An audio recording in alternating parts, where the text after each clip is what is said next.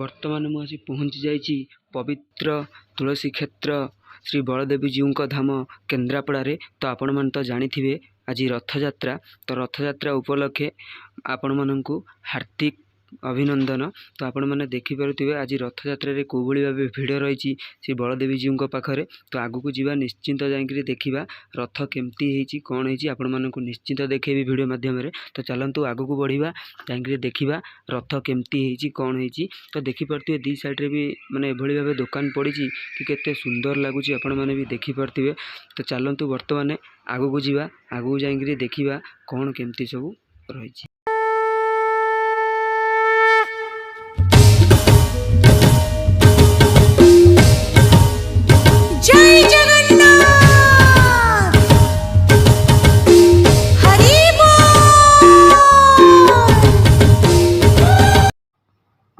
ବର୍ତ୍ତମାନ ମୁଁ ଆସିକରି ପହଞ୍ଚିଗଲି ରଥ ପାଖରେ। ଆପଣମାନେ ଦେଖିପାରୁଥିବେ ଏପଟେ ବି ଦୁଇ ସାଇଡ଼୍ରେ ଦୋକାନ ବଜାର ଅଛି। ତ ଚାଲନ୍ତୁ ଆଗକୁ ଯିବା, ଦେଖିବା। ତ ଦେଖିପାରୁଥିବେ ଏପଟରେ ବି ଆପଣମାନେ କେଉଁଭଳି ଭାବେ ଭିଡ଼ ରହିଛି ଆଜି। ତ ମାନେ ବହୁତ ସୁନ୍ଦର ଲାଗୁଛି ଆସିକିନି, ଯେ କି ଆମର ବଳଦେବଜୀଉଙ୍କ ଏହି ସ୍ଥାନରେ କେବେ ବି ଏତିକି ଭିଡ଼ ହୁଏନି। ଏ ରଥଯାତ୍ରା ଟାଇମ୍ରେ ହିଁ ଏତିକି ଭିଡ଼ ହୁଏ। ତ କେତେ ସୁନ୍ଦର ଲାଗୁଛି ଆପଣମାନେ ଦେଖିପାରୁଥିବେ। ଦୋକାନ ବଜାର ବି ବହୁତ ଦୋକାନ ବଜାର ପଡ଼ିଛି।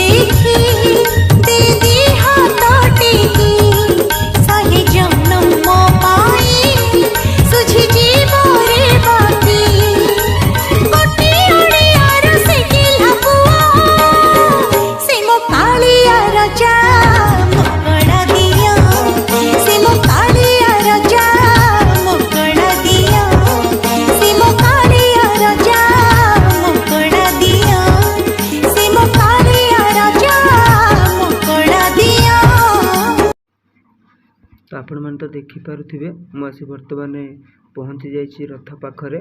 ତ ଶ୍ରୀ ବଳଦେବଜୀଉଙ୍କ ପାଖରେ ଏଇ ଗୋଟେ ରଥ ହିଁ ହୁଏ, ଯାହାର ନାମ ତାଳଧ୍ୱଜ, ଆପଣମାନେ ଜାଣିଥିବେ। ତ ଏବେ ତ ରଥ ଟଣା ଆରମ୍ଭ ହେଇନି, ତ ଆରମ୍ଭ ବି ହେବ, ଆପଣମାନଙ୍କୁ ନିଶ୍ଚିନ୍ତ ଦେଖେଇବି ଭିଡ଼ିଓ ମାଧ୍ୟମରେ। ତ ଆଜି ତ ମୋତେ ଆସି ବହୁତ ଖୁସି ମଧ୍ୟ ଲାଗୁଛି। ଏପଟେ ଦେଖିପାରୁଥିବେ କେଉଁଭଳି ଭାବେ ଭିଡ଼ ରହିଛନ୍ତି, ଲୋକଙ୍କର କେଉଁଭଳି ଭାବେ ଏଇଠି ଧାର ଛୁଟୁଛି, ଆପଣମାନେ ନିଶ୍ଚିନ୍ତ ଦେଖିପାରୁଥିବେ। ତ ଦେଖନ୍ତୁ ଏପଟରେ ବି ଆପଣମାନଙ୍କୁ ଦେଖାଉଛି।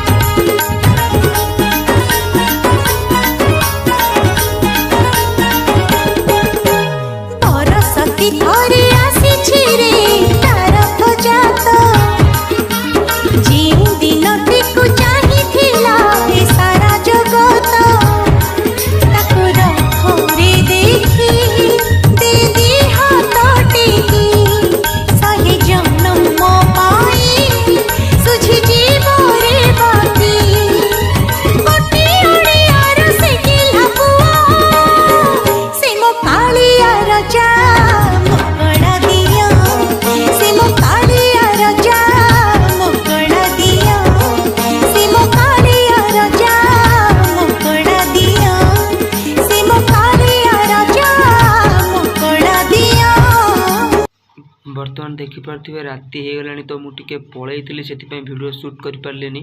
ତ ଦେଖୁଥିବେ କେଉଁଭଳି ଭାବେ ଭିଡ଼ ରହିଛି ରାତିରେ।